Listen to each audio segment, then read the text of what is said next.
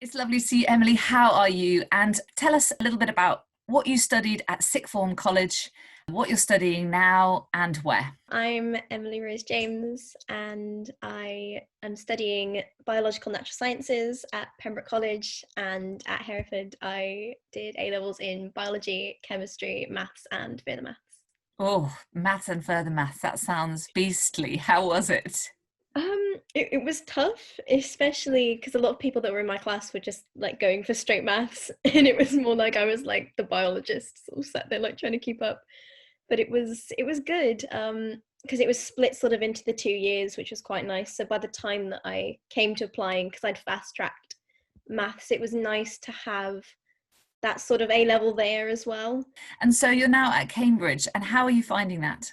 It's amazing. I've really enjoyed it. It's stuff that's going on in that kind of environment with all sort of like these sort of academics that just pop up and do lectures and stuff. It's just brilliant. I've absolutely loved it. The sort of collegiate system and the environments within colleges as well has been so welcoming and lovely and friendly, and you feel really well supported, which I wasn't expecting as much, which has been a really good surprise. So it's been fab. I mean, what were you expecting?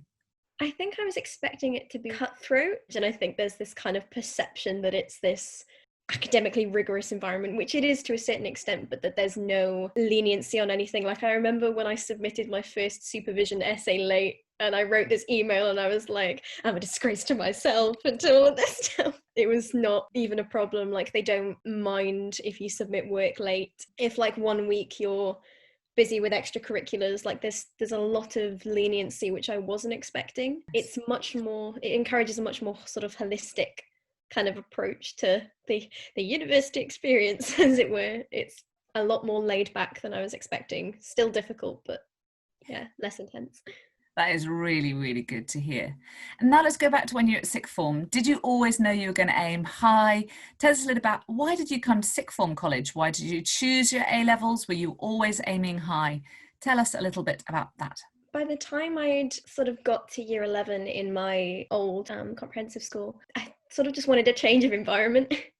And I thought that Hereford would be the best place. It's much larger, it was just a much better environment for me. And I found it really great. I loved the style, just really suited me. I wanted to do as well as I possibly could. But I think there was always something in my mind that was kind of like Oxbridge was just, to me, it was this kind of like elite place.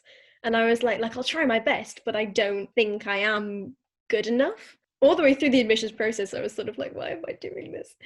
No, it worked out brilliant in the end. If anybody's on the fence about it, just give it a go, because it is like you don't know what's going to happen. And then tell us, if you remember, what did you write about in your personal statement, and kind of what stage did you write it, if you remember? I definitely didn't start working on my personal statement as early as most other people. I remember I think it was like a week before we went back for year 13, and I was like, I should start writing this. When you write your personal statement, I would just say, like, get down what's in your head. Don't really worry about how it's phrased. Other than something for like for medicine or something that's vocational, I think if you're doing a science-based thing, they don't really mind what you do. It's more of a case of showing that you are interested in it, and that you're seeking out doing things. But what they will do is that if you put something down, they could ask you about it.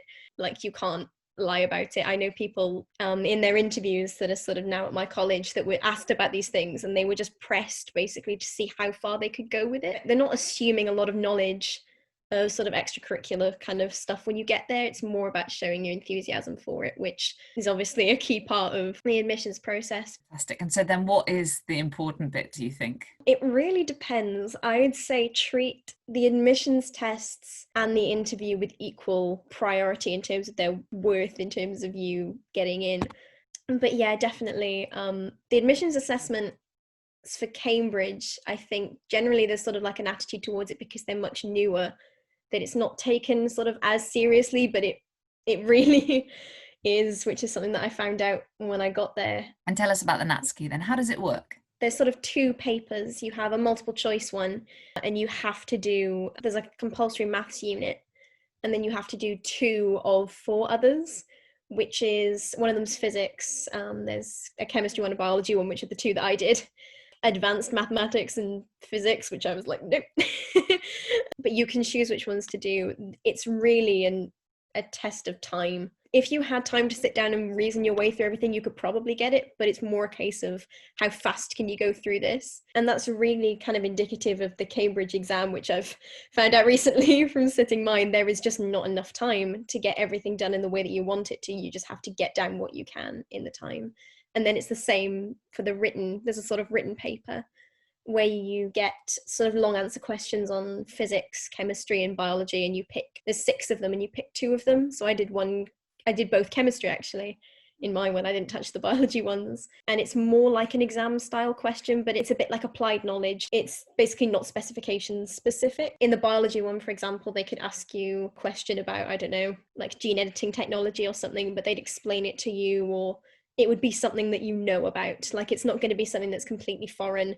Yeah. It will be something that's on your A-level spec, basically. They also have a specification for the paper, and I don't know if they do that for the other ones. Online, there's a natural sciences specification where they list all of the knowledge that they're expecting you to have before you go into it, which is really useful to kind of get an idea of what they are looking for and what you'd need to revise going into it, because you definitely do need to revise before you go into your interview and your admissions assessment to a certain extent, not like as intensively as you would for an A-level, but definitely. Yeah, and I think that's exactly right. I think the timing is key, and that comes again and again in lots of different admissions tests. It's actually preparing yourself for the amount of content you cover in the time. And so many people have said that actually if they had lots of time, they'd be fine, they'd get them all right, but it's just the pace, I think. Lovely. Definitely. And then tell us about your interview, when you got to interview. Oh God, my interview.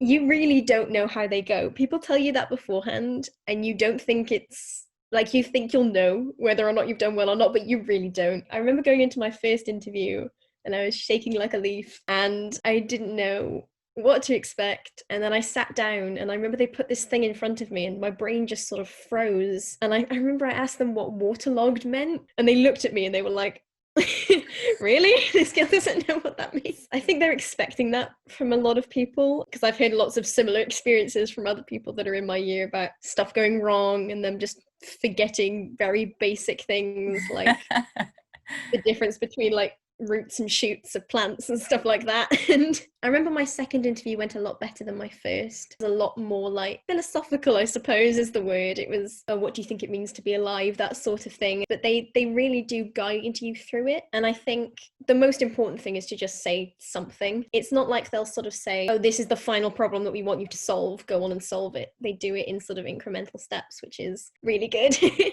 And it makes it a lot less nerve-wracking. I actually really ended up enjoying my interviews in the end, which I think is probably a good sign. I think generally when you go for interview, regardless of whether or not you get in, it is a great opportunity in that way to talk to people that are experts sort of in their fields, to kind of get as much knowledge or as much enjoyment out of it as possible, because it's a sort of once in a lifetime experience in that way. There's nothing quite as nerve-wracking and strange and exciting at the same time.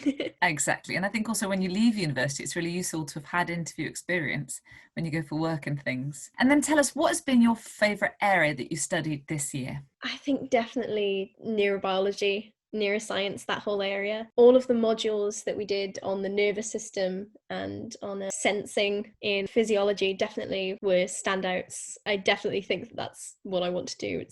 It's so cool. So if you had any hints and tips for students who are in year 12 now, what hints and tips would you give? I think when you're going for interview, it's important to prepare. Going in there, being confident of your knowledge, it helps calm your nerves when you're confident that you understand sort of like the core concepts, because it gives you something to build off of. I think generally it's really hard to say, and I did it, try and view the experience as something that's not a stressful kind of hurdle that you need to clear, and more like this exciting experience that you're going to go and do your best at.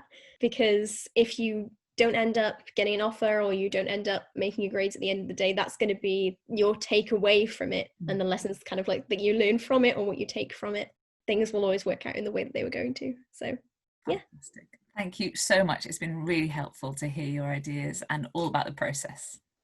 Thank you.